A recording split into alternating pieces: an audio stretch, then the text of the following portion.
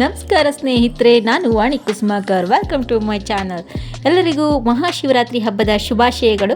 ಹಾಗೆ ಶಿವರಾತ್ರಿ ಹಬ್ಬಕ್ಕೆ ಒಂದು ಸಿಹಿಯನ್ನು ನಾನು ಇವತ್ತು ತೊಗೊಂಡು ಬಂದಿದ್ದೀನಿ. ಬನ್ನಿ ಹೇಗೆ ಅಂತ ನೋಡೋಣ.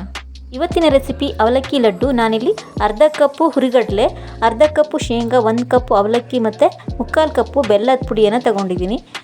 ಬಾಣಲೆಯನ್ನು ಬಿಸಿಗಿಟ್ಟು ಅದರಲ್ಲಿ ಶೇಂಗಾವನ್ನು ಹುರಿದುಕೊಳ್ತಾ ಇದ್ದೀನಿ. ಶೇಂಗಾ ಹುರಿದ ನಂತರ ನಾನು ಹುರಿಗಡಲೆಯನ್ನು ಸೇರಿಸ್ತಾ ಇದ್ದೀನಿ. ಹುರಿಗಡಲೆಯನ್ನು ಸೇರಿಸಿ ಸ್ವಲ್ಪ ಹೊತ್ತು ಹುರ್ಕೊಂಡು ಕೊನೆಯಲ್ಲಿ ನಾವು ಅವಲಕ್ಕಿಯನ್ನು ಸೇರಿಸ್ಬೇಕು. ಅವಲಕ್ಕಿ ಕ್ರಿಸ್ಪಿ ಆಗೋವರೆಗೂ ಕೂಡ ಇದನ್ನು ನಾವು ಚೆನ್ನಾಗಿ ಹುರ್ಕೋಬೇಕು. ಇದು ಹುರಿದು ತಣ್ಣಗಾದ ನಂತರ ಇದನ್ನು ಮಿಕ್ಸಿ ಜಾರ್ಲಿ ಹಾಕಿ ಸ್ವಲ್ಪ ತೆಂಗಿನಕಾಯಿ ತುರಿಯನ್ನು ಸೇರಿಸಿ ಪೌಡರ್ ಮಾಡ್ಕೋಬೇಕು.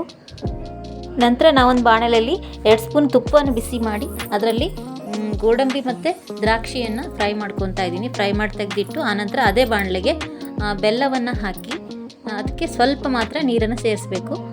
ಅದನ್ನು ನೀರನ್ನು ಸೇರಿಸಿ ಚೆನ್ನಾಗಿ ಬೆಲ್ಲ ಕರಗೋವರೆಗೆ ಮಿಕ್ಸ್ ಮಾಡಿ ಈ ಥರ ಕುದಿ ಬಂದ ನಂತರ ನಾವು ಪೌಡರ್ ಮಾಡ್ಕೊಂಡಿರೋಂತಹ ಹಿಟ್ಟನ್ನು ನಾವು ಇದಕ್ಕೆ ಸೇರಿಸ್ಕೋಬೇಕು. ಸೇರಿಸ್ಕೊಂಡು ಸ್ಟವನ್ನು ಸ್ಟೀಮಲ್ಲಿ ಇಟ್ಕೊಂಡು ಚೆನ್ನಾಗಿ ಮಿಕ್ಸ್ ಮಾಡಬೇಕು.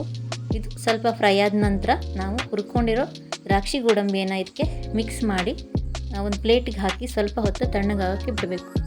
ಸ್ವಲ್ಪ ತಣ್ಣಗಾದ ನಂತರ ಉಂಡೆಗಳನ್ನು ಮಾಡಿಕೊಂಡ್ರೆ ಹಬ್ಬಕ್ಕೆ ಬೇಕಾಗಿರೋಂತಹ ಅವಲಕ್ಕಿ ಲಡ್ಡು ರೆಡಿ ಆಗುತ್ತೆ.